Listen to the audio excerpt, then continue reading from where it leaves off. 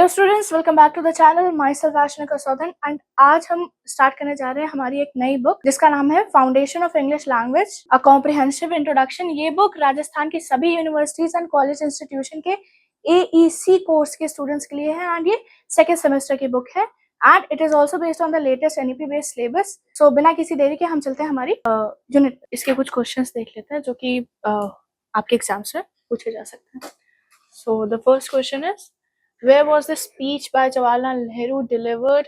Who was the audience? So ये जो speech है ये कहाँ डिलीवर हुई थी एंड ऑडियंस कौन कौन थी, ये मैं पहले भी आपको बता चुकी हूँ कि ये स्पीच जो है पार्लियामेंट हाउस में दी गई थी दिल्ली में। एंड कब दी गई थी? 14 अगस्त की रात को दी गई थी, रात के 12 बजे। तो 15 अगस्त हमारा स्टार्ट हो चुका था। एंड मेन ऑडियंस कौन कौन थी? The members of the constitute assembly. ठीक है, इसमें सारे जितने भी हमारे लीडर्स थे, रिप्रेजेंटेटिव्स थे, वो सब इंक्लूड हो गए थे, चाहे वो रीजनल हो, चाहे वो किसी कम्युनिटी को बिलोंग करते हो। जितने लीडर्स वहाँ पे थे दिल्ली में, वो सब सबको एड्रेस कर दिया गया था। ठीक है, इसके अलावा जो है हमारी जो नेशन है, क्योंकि ये ब्रॉडकास्ट भी हो रहा था, तो बाकी जो सिटीजन्स हैं, जो हमारा नेशन है, वो भी इसका एक ऑडियंस बन गए थे। ठीक है, सो जल्दी से आंसर देख लेते हैं कि यहाँ पे क्या लिखा हुआ है एंड फिर हम स्किप करेंगे हमारे नेक्स्ट क्वेश्चन पे। Jawaharlal Nehru's Trees with Destiny speech was delivered at the Parliament House in New Delhi, India. The Parliament House, also known as the Sansad Bhavan, served as the venue for the special session of the Constituent Assembly of India on the night of 14th August 15, 1947. The primary audience of the speech comprised the members of the Constituent Assembly, which included leaders and representatives from various regions, communities, and political backgrounds. The Constituent Assembly was tasked with the responsibilities of drafting the Constitution of India. Additionally, the speech was broadcasted to the nation in a broader sense to the word, as it marked a historical moment in India's struggle for independence and the birth of the new sovereign nation. Okay, so ये हो गया हमारा first question. Next question, you mean by trees in the speech trees with destiny. अच्छा, इस शब्द का सिर्फ क्या मतलब है? इस तरह के क्वेश्चन बहुत पूछे जा सकते हैं, तो आप इसको कह सकते हैं कि आप ये इस क्वेश्चन को थोड़ा इंपॉर्टेंट मार्क कर लीजिए कि यूजुअली स्पीच में या जो भी आपको कॉम्प्रिहेंशन में पैराग्राफ या टर्म्स दिए रहते हैं, आपसे एक आध क्वेश्चन जरूर पूछा जाता है किसी टर्म या किसी लाइन पे बेस करके। सो इसे आप मार्क कर लीजिए।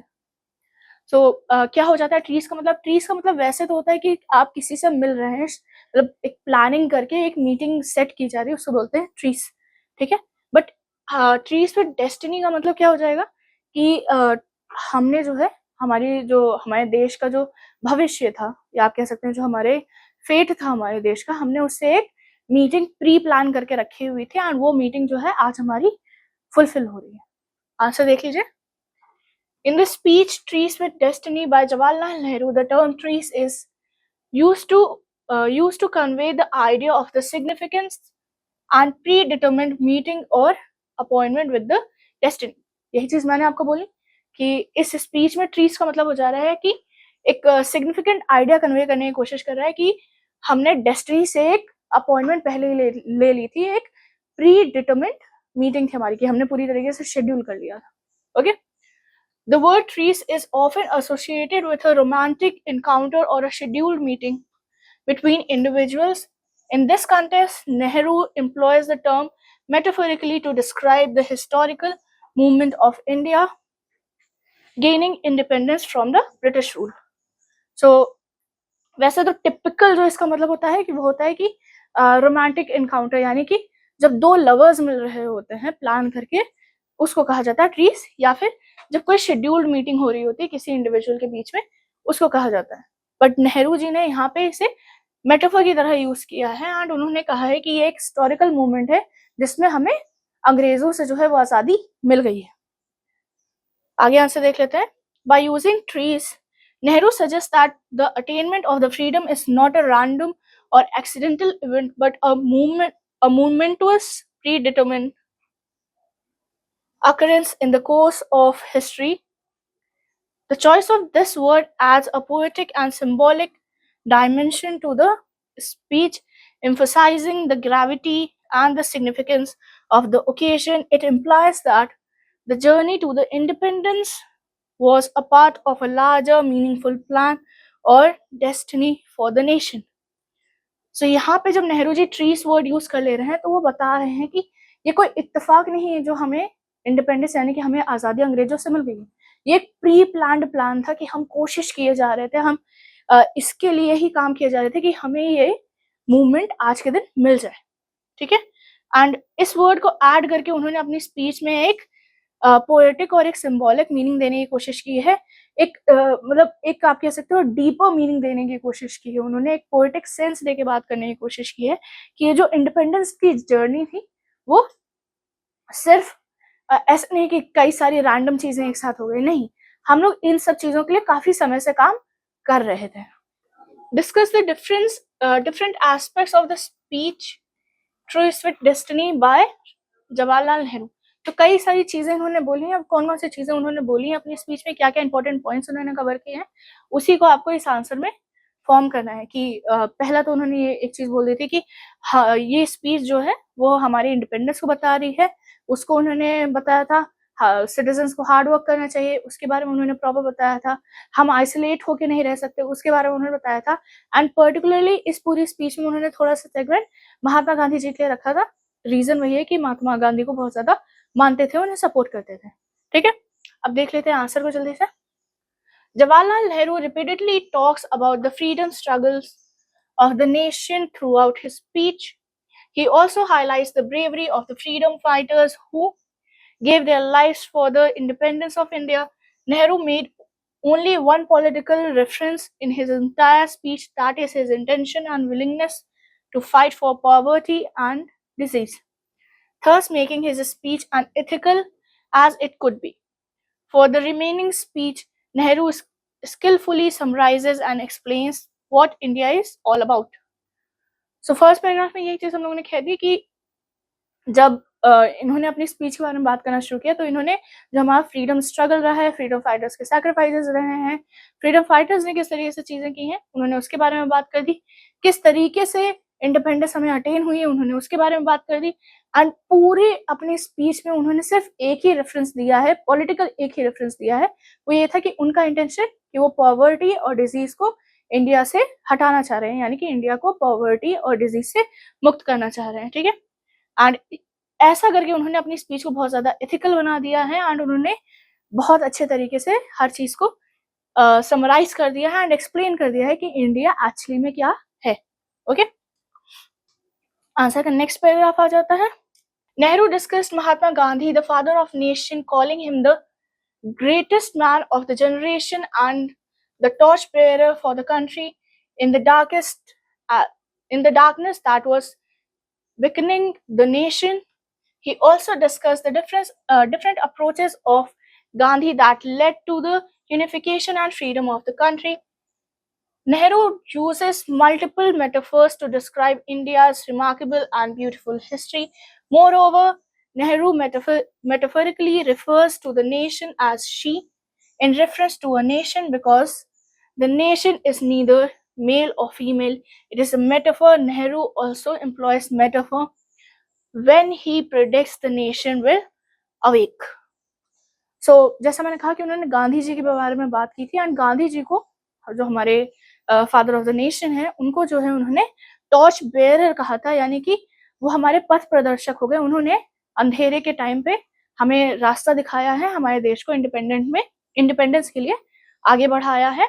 एंड गांधी जी के जो मेथड्स थे, जो उनका नॉन वायलेंस का प्रिंसिपल था, उसकी वजह से हमारा जो कंट्री है वो यूनिफाई भी हुआ है, यानी कि एकत्रित भी हुआ है एंड इंडिपेंडेंट भी हुआ है, यानी कि स्वतंत्र भी हुआ है।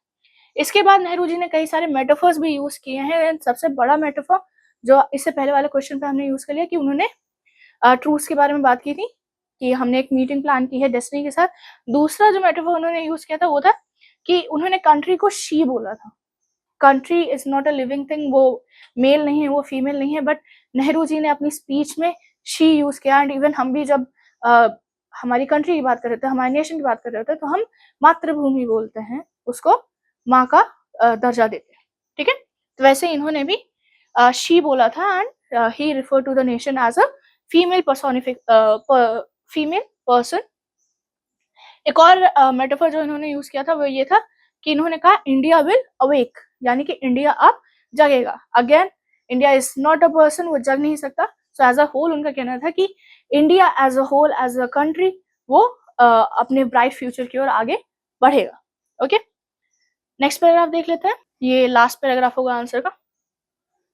When one compares Indians' independence to a star freedom and promises, poetry undoubtedly comes to mind.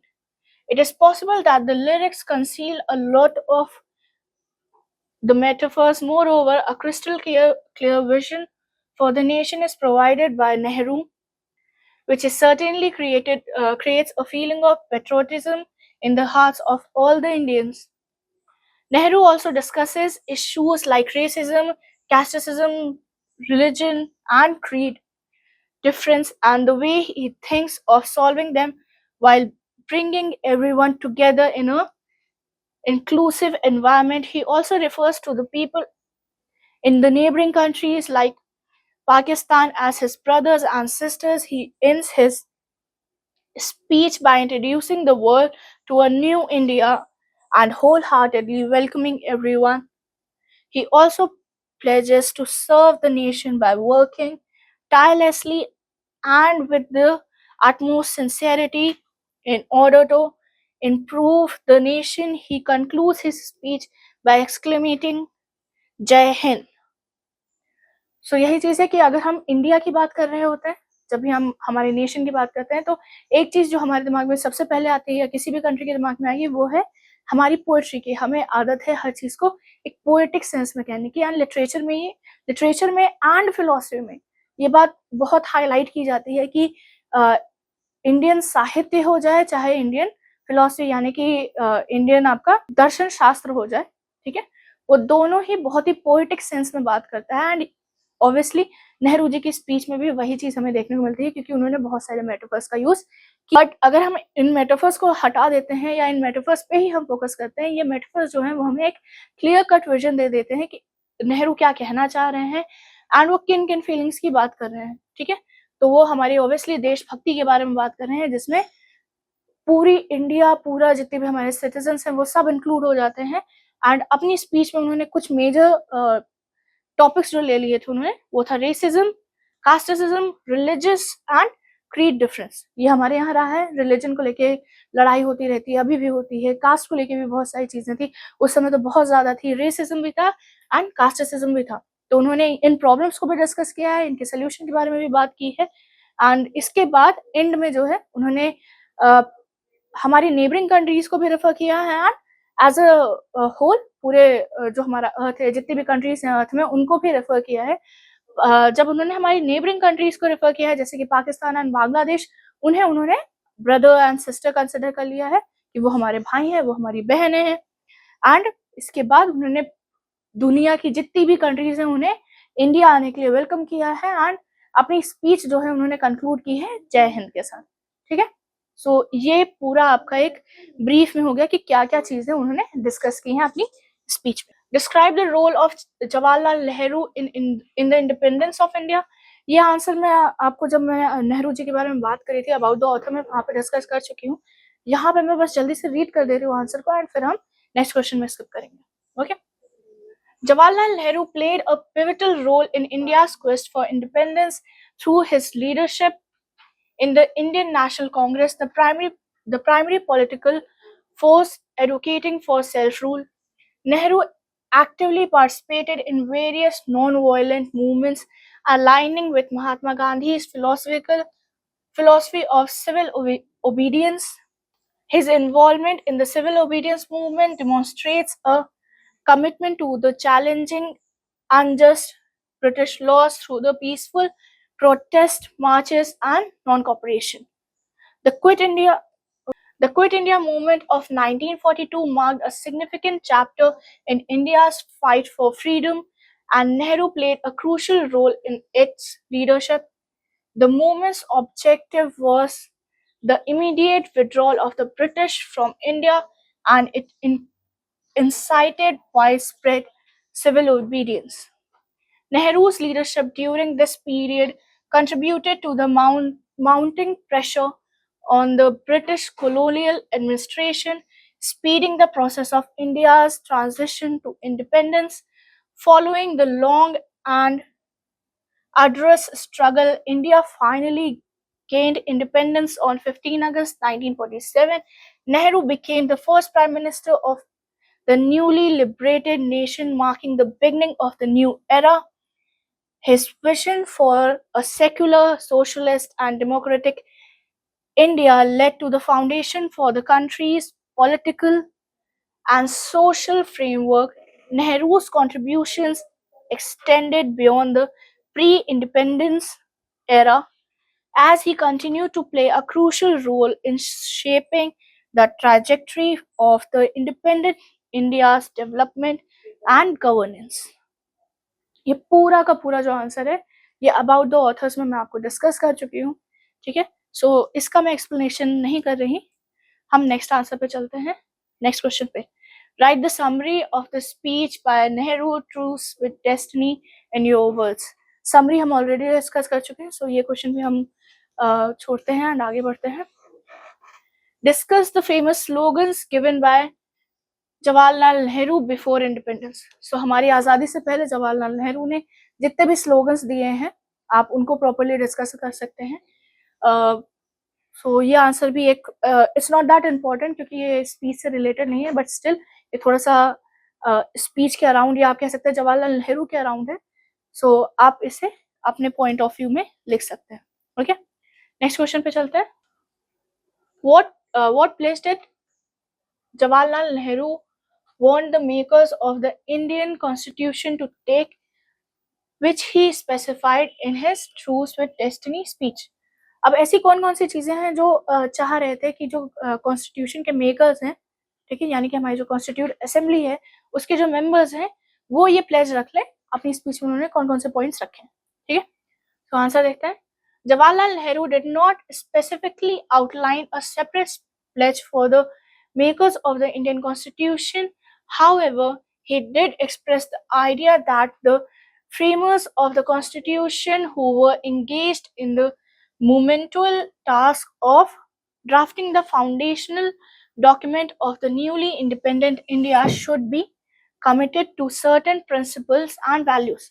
So, speech में नेहरू जी ने ऐसे तो एज सच मतलब कोई स्पेशल सेगमेंट बना के नहीं बोला है कि कॉन्स्टिट्यूट असेंबली के जो मेंबर्स हैं यानी कि कॉन्स्टिट्यूशन के जो मेकर्स हैं उन्हें इन पॉइंट का ध्यान रखना चाहिए, बट उन्होंने एक व्यू अपना एक्सप्रेस करने की कोशिश की है कि जो कॉन्स्टिट्यूशन के मेकर्स हैं जो टास्क उनको दिया गया है कॉन्स्टिट्यूशन नए इंडिया का बनाने का, उसके लिए there are certain principles, certain values जिसके लिए उन्हें कमिट करना पड़ेगा कि ये वैल्यूज ये प्रिंसिपल्स जो है वो हमारे कॉन्स्टिट्यूशन में रिफ्लेक्ट करेंगे। In his truth with destiny speech delivered on the eve of India's independence, Nehru spoke about the broader pledge and commitment that the nation was making as a whole. He expressed the need for the people, including those involved in the drafting of constitution, to work towards the greater triumph and achievement that awaited the nation. The pledge he referred to was a commitment to building a democratic, sovereign, and inclusive India. So, पूरी speech में उन्होंने, मैंने जैसे कहा कि उन्होंने एक particular section नहीं बनाया, बट उन्होंने एक ब्रॉडर पर्सपेक्टिव में चीजें बता दी, ठीक है। एंड उन्होंने सिर्फ कॉन्स्टिट्यूशन मेकर्स को ही नहीं, जितने भी हमारा जो नेशन था यानी कि जितने सिटीजन्स हो गए, जितने वहाँ पे लीडर्स थे हमारे वो हो गए, एंड डेफिनेटली हमारे कॉन्स्टिट्यूशन मेकर्स हो गए, उन सबको कहा है कि हमें एक चीज पे फोकस रखना है, वो ये है कि हमारी कंट्री जो है ऐसी बन जाए कि वो एक प्रॉपर डेमोक्रेटिक कंट्री हो, सवरन हो एंड इंक्लूसिव हो, यानी कि एक पर्टिकुलर चीज को नहीं माने वो, जो हमारी कॉन्स्टिट्यूशन में है कि India is a secular country, ठीक है। अगर आप 6th-7th में भी, अगर आपकी जब भी आपकी स्कूल में सिविक्स ऐड की गई होगी, पॉलिटिकल ऐड की गई होगी, पॉलिटिक्स ऐड की गई होगी, तो आप एक सेंटेंस जरूर पढ़ेंगे that India is a secular country, secular simple सा मतलब है कि यहाँ पे ये पूरी तरीके से हर किसी को इंक्लूड करती है, ठीक है। आप ये नहीं कह सकते कि इंडिया एक हिंदुओं का देश है या मुसलमानों का देश है या सिखों का देश है, नहीं, इंडिया सबका देश है, इंडिया एक इंक्लूसिव कंट्री, ठीक है। तो अपनी स्पीच में उन्होंने यही चीज पॉइंट करने की कोशिश की। Who was Jawaharlal Nehru referring in the lines, the ambition of the greatest man of our generation has been to wipe every tear from every eye. अब फिर से मैंने कहा था कि कॉम्प्रिहेंशन की कुछ लाइंस को कोट कर दिया जाएगा एंड उसके बाद आपसे पूछ लिया जाता है कि इस सेंटेंस का क्या मतलब है या इसे किसके लिए यूज किया गया है। तो यहाँ पे बोला जा रहा है कि जो लाइन है, the ambition of the greatest man of our generation has been to wipe every tear from every eye, ये किसके लिए रेफर किया गया। तो greatest man of our generation उन्होंने सिर्फ एक इंसान के लिए कहा था, that was Mahatma Gandhi, the torch bearer of our country, okay. He refer to it, I am not saying it, ठीक है। जवाहरलाल नेहरू जी ने अपनी स्पीच में महात्मा गांधी को टॉर्च बेयरर बोला है, ये है लाइन, ओके। आंसर जल्दी से देख लेते हैं। The statement the ambition for the greatest man of our generation has been to wipe every tear from every eye refers to Mahatma Gandhi. अच्छा, इसका हिंदी में ट्रांसलेशन आप जरा देख लीजिए कि हमारे जो जनरेशन है उसके जो सबसे महान इंसान है, ठीक है, महान आदमी जो है, उनका एक ही मोटिव रहा है, एक ही एम्बिशन रहा है, वो ये है कि वो हर एक हर एक आंख से आंसू आप कह सकते हो पोंछेंगे, he will wipe that tear, okay. And ये रेफरेंस महात्मा गांधी जी के लिए। Nehru and Gandhi were key figures, and Gandhi ji were the key figures in India's struggle for independence. And while they had ideologies different at times, there was a deep respect between them. This phrase captures the essence of Mahatma Gandhi's philosophy of non-violence, compassion, and his commitment to the welfare of all individuals. Gandhi's vision for a just and inclusive society extended beyond political freedom to encompass social and economic justice. The idea of wiping every tear from every eye symbolizes a commitment to addressing the sufferings and hardship faced by people, reflecting Gandhi's emphasis on empathy and service to humanity. सो जैसा मैंने कहा कि ये जो lines है कि उनके generation के जो सबसे महान इंसान थे, उनका एम्बिशन, उनका ड्रीम था कि वो हर एक आंख से हर एक आंसू पोंछ सकें। ये रेफरेंस जो है वो गांधी जी के लिए है एंड नेहरू जी एंड गांधी जी जो है वो हमारे इंडिपेंडेंस के, हमारे कंट्री के इंडिपेंडेंस के लिए एक की फिगर्स साबित रहे हैं, ठीक है। एंड ये स्टेटमेंट जो है सिर्फ गांधी जी की जो फिलॉसफी थी गांधी जी की जो फिलॉसफी थी नॉन वायलेंस, कंपैशन की, ठीक है, एंड उनका कमिटमेंट जो था कि उन्हें सबका वेलफेयर करना है, किसी एक पर्टिकुलर पॉलिटिकल ग्रुप या किसी एक पर्टिकुलर रिलीजन का नहीं करना है, उन्हें सबका करना है एंड इंडिया को जो है वो कंप्लीटली इंक्लूसिव कंट्री बनाना है, ठीक है। उसको फोकस करते हुए, उसको रिप्रेजेंट करते हुए ये सेंटेंस जवाहरलाल नेहरू जी ने अपनी स्पीच में बोला है। How did Jawaharlal Nehru praise Gandhi ji in his speech tryst with destiny? ये आंसर भी कुछ हद तक इम्पोर्टेंट है क्योंकि इन्होंने महात्मा गांधी को अपनी स्पीच में प्रॉपर सेगमेंट दिया है, प्रॉपर पूरा एक पैराग्राफ उन्होंने महात्मा गांधी जी को डेडिकेट करके बोला है, ओके। सो आंसर जल्दी से देखते हैं। In truth with destiny speech delivered on the eve of India's independence, Jawaharlal Nehru expressed deep admiration and praise for Gandhi ji. While Nehru did not directly mention Gandhi ji in his speech, he acknowledged the broader context of the independence movement and the collective efforts of the leaders who had contributed to India's struggle for freedom.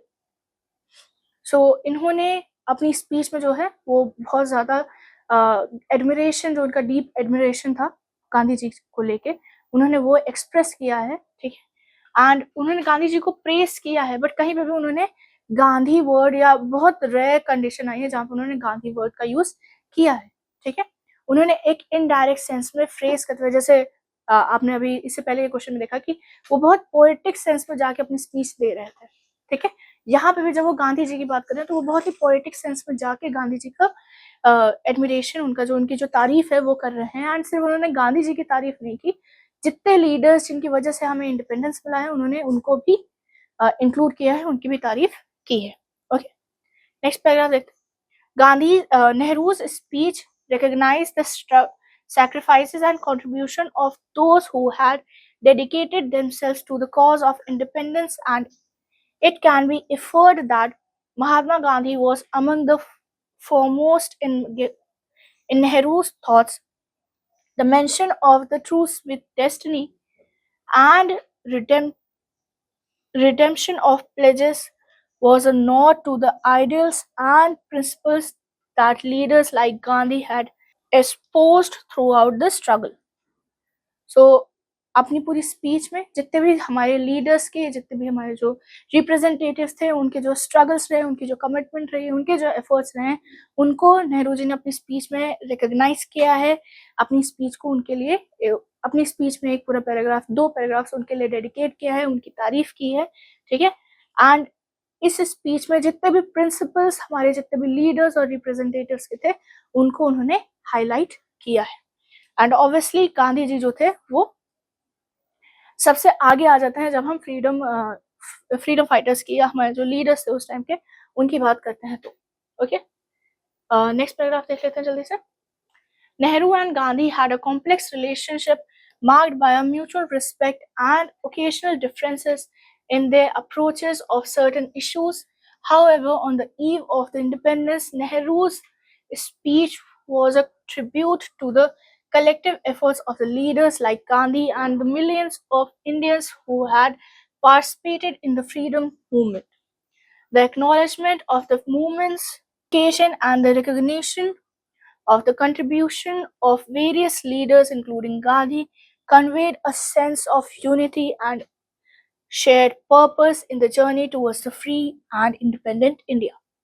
So यही चीज़ है कि गांधी जी और नेहरू जी का जो आप कह सकते हो उनकी जो फ्रेंडशिप थी, उनकी जो रिलेशनशिप थी, वो थोड़ी सी कॉम्प्लेक्स थी, क्योंकि वो एक दूसरे के लिए एक म्यूचुअल रिस्पेक्ट रखते थे। बट कई एस्पेक्ट्स, कई सिचुएशंस ऐसी आई हैं जहाँ पे दोनों लोग अलग भी हुए हैं, दोनों के जो व्यूज थे वो पूरी तरीके से अलग हुए हैं। बट ये जो स्पीच उन्होंने 14th की रात को दी है, उसमें उन्होंने सबको इंक्लूड किया है, सारे लीडर्स को इंक्लूड किया है, एंड डेफिनेटली गांधी जी को इंक्लूड किया है।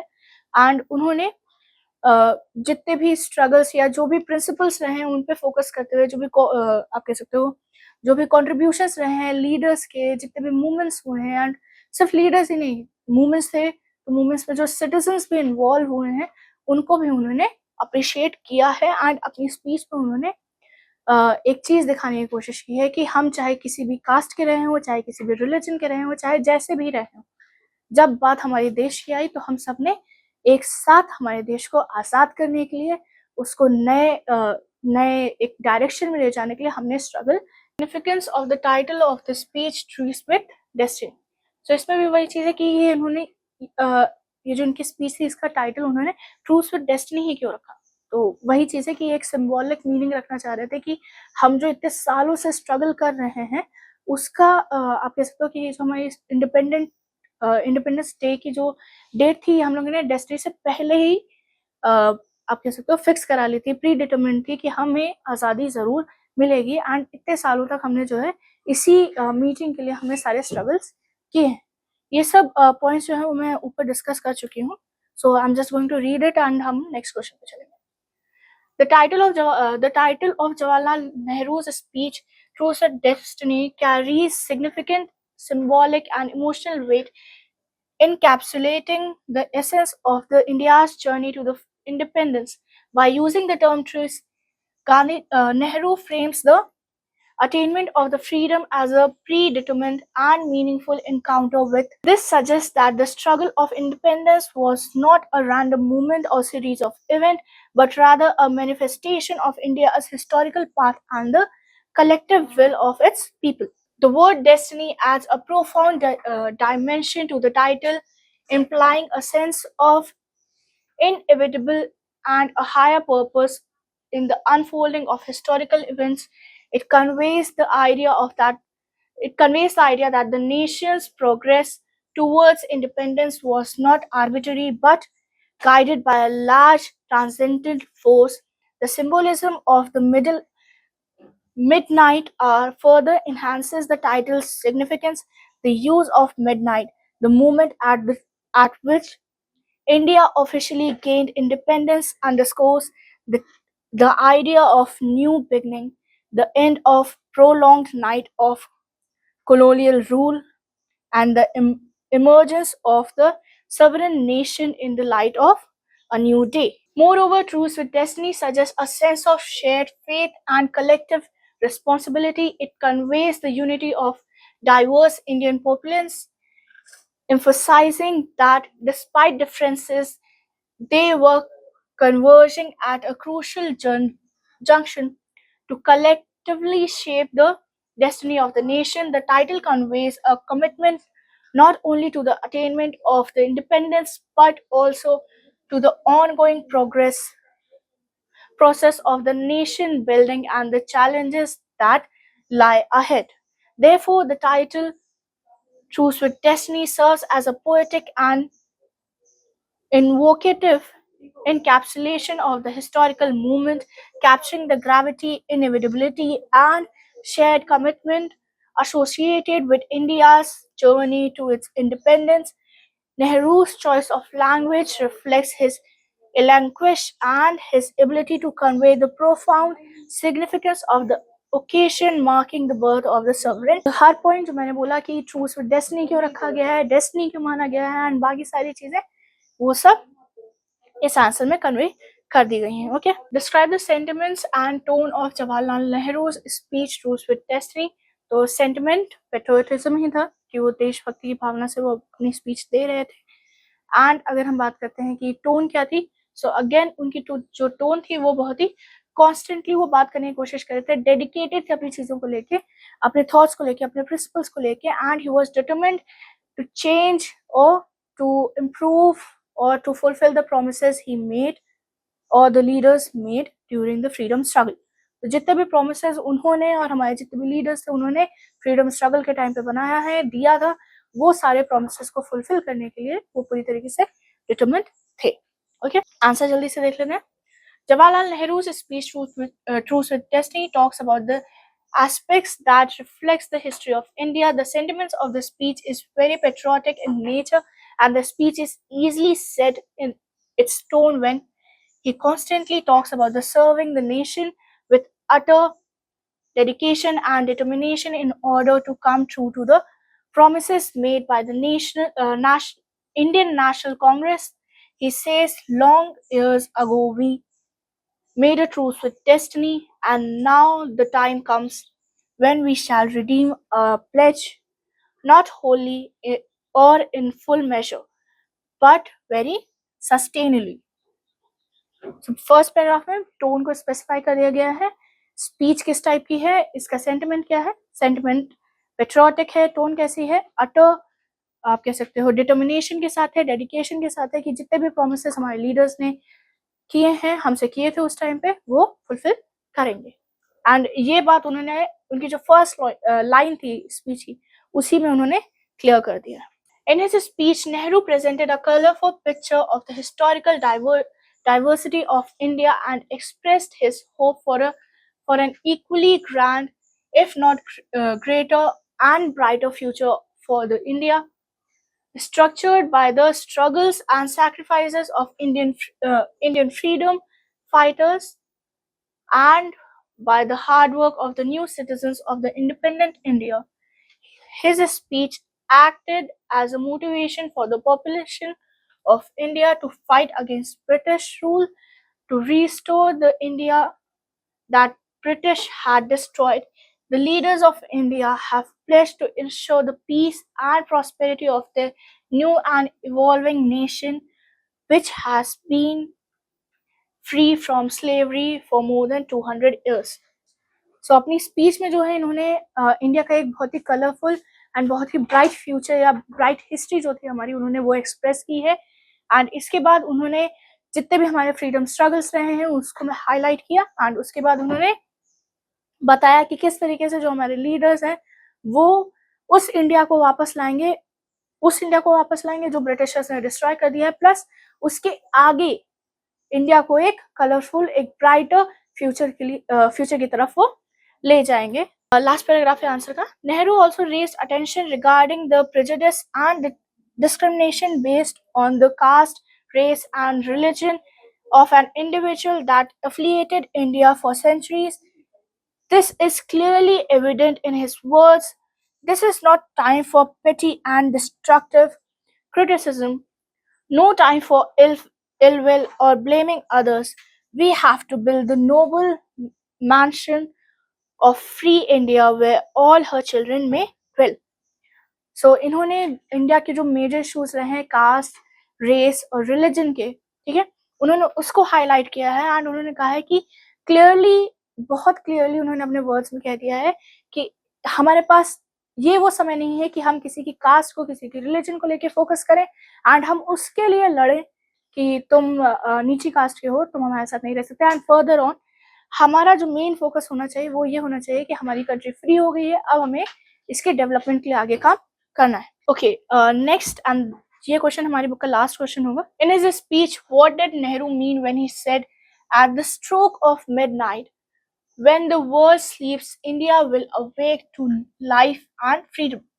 सो ये सेंटेंस उन्होंने अपनी स्पीच में बोला है। अगेन आप इसको इंपॉर्टेंट मार्क कर सकते हैं कि इस लाइन का, कि eight the stroke of midnight यानी कि रात के 12 बजे जब पूरी दुनिया सो रही होती है तब इंडिया जो है वो जगा है एंड वो आगे एक नई लाइफ और एक नए फ्रीडम के लिए आगे बढ़ेगा।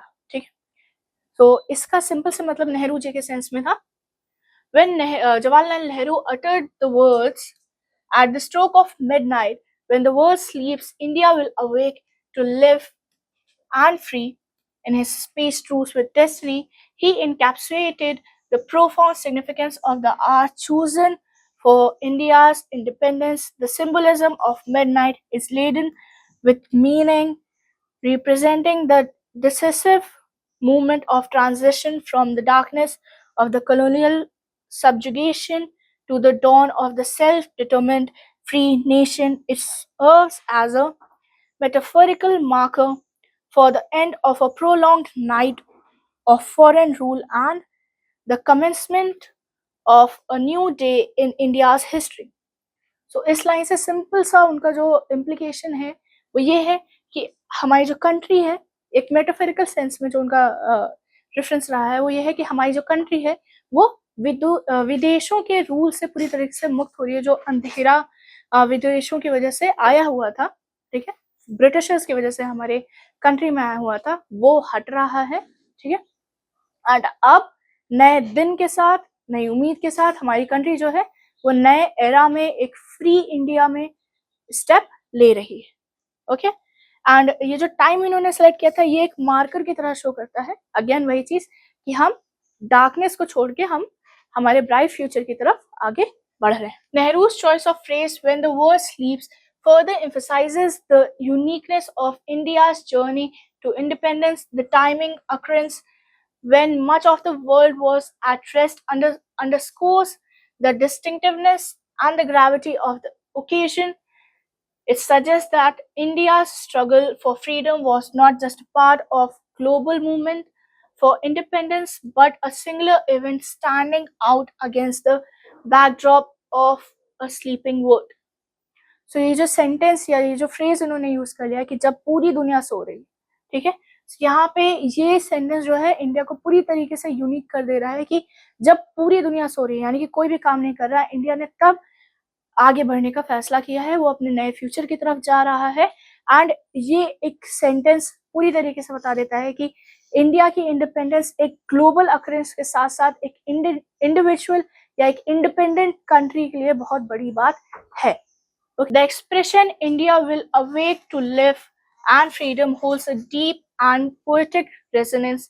It signifies more than just a political transition. It encapsulates a spiritual and national awakening. The use of the word life conveys the idea of the rebirth, a new beginning liberated from the constraints of the colonial rule. Freedom in this context represents not only political autonomy but also the promise of a vibrant and dynamic future for the nation.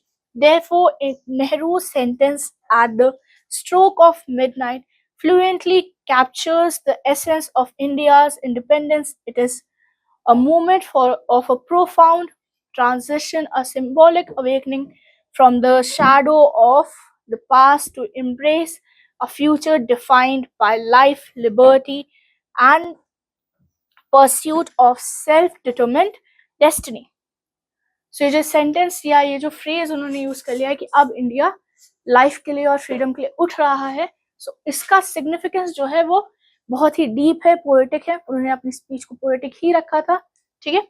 सो यहाँ पे ये एक political transition की ही नहीं, एक spiritual transition की बात कर दे रहे हैं कि हमारा जो नेशन है वो पॉलिटिकली तो चेंज हो ही रहा है, बट वो स्पिरिचुअली भी आगे की ओर बढ़ रहा है, ठीक है। एंड ये जो वर्ड इन्होंने लाइफ के लिए यूज कर लिया, या लाइफ वर्ड जो उन्होंने यूज किया है, ये सिंपल से बता दे रहा है कि अब इंडिया जो है वो एक नए और लिबरेटेड कंट्री की तरफ बढ़ रहा है, एक नए फ्यूचर की तरफ बढ़ रहा है, जो कि कॉलोनियल रूल यानी कि इंग्लिश रूल से पूरी तरीके से फ्री है, उनके बंधनों से फ्री है। एंड अब ये जो फ्रीडम वर्ड उन्होंने आगे यूज कर दिया, उसका सिंपल से सेंस आ जा रहा है कि अब हमारा जो फ्यूचर है वो बहुत ही डायनामिक होने वाला है, बहुत ही वाइब्रेंट होने वाला है, बहुत ब्राइट होने वाला है। एंड ये जो टाइम इन्होंने सेलेक्ट किया था eight the stroke of midnight यानी कि रात के 12 बजे, इसका सिंपल सा जो एसेंस है वो यही है कि इंडिया अपने पास्ट को, अपने डार्क पास्ट को, ब्रिटिश कॉलोनियल रूल जो है उसको पीछे छोड़ के नए दिन के साथ एक नए एरा में जा रहा है, एक इंडिपेंडेंट कंट्री की तरफ बढ़ रहा है। तो ये तो हो गए हमारे सारे क्वेश्चंस। एंड इस स्पीच से रिलेटेड और भी क्वेश्चंस आपको इंटरनेट पे मिल सकते हैं, आप वहां से देख सकते हैं। आंसर की फ्रेमिंग जैसी यहाँ पे हुई आप वैसी रखने की कोशिश कीजिए, आपके आंसर्स बहुत अच्छे लगेंगे। इसके आगे का जो हमारी सेकंड स्पीच है आई हैव अ ड्रीम, वो हम हमारे नेक्स्ट वीडियो में ले लेंगे। अगर आपको ये वीडियो या ये जो सेगमेंट है हमारा इस स्पीच का वो अच्छा लगा हो तो वीडियो को लाइक कर दीजिएगा। कोई डाउट, कोई क्वेश्चन आता है, कोई सजेशन है, आप कमेंट बॉक्स में कमेंट कर सकते हैं। वीडियो को लाइक कर दीजिएगा, चैनल को सब्सक्राइब कर लीजिएगा। अगर आप ये बुक परचेज करना चाह रहे हैं, लिंक्स डिस्क्रिप्शन बॉक्स में होंगे, वहां से आप परचेज कर सकते हैं। परचेज करने के लिए आप हमारी ऑफिशियल वेबसाइट पे भी जा सकते हैं, अमेजोन और फ्लिपकार्ट पे भी आपको ये बुक अवेलेबल हो जाएगी। अगर आपको इसका ई बुक वर्जन चाहिए, मोबाइल पे पढ़ना चाह रहे हैं, तो उसके लिए आप गूगल प्ले बुक से भी ये बुक परचेज कर सकते हैं। Thank you so much for watching the video and I will see you on the next one.